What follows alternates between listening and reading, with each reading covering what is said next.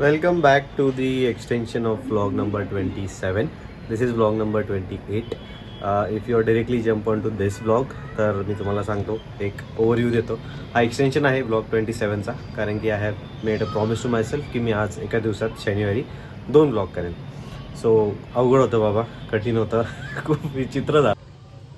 Like I said, मी रेंडरला तर टाकलं आहे, आता स्लो होतं आहे बट होत आहे.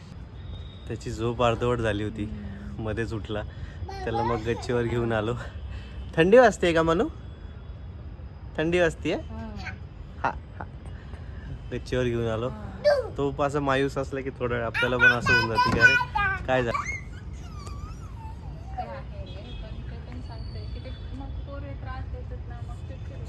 येऊ येऊ येऊ का? येऊ तुला धरायला? आलो आलो आलो आलो.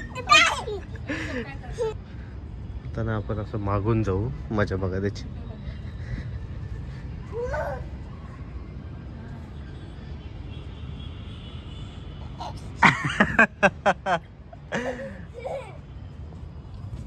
ईशान. सो बेसिकली ना तिकडे एक लांब ड्रोन लाईटवाला शो असतो ना, तो दिसतोय आम्हाला. त्या मोबाईलमध्ये व्यवस्थित कॅप्चर होत नाही तो, बट मी स्टील ट्राय करतो तुम्हाला दाखवायचं. आय डोंट नो काय आहे, बट कोणतरी. अरे शिट, बंद झाले.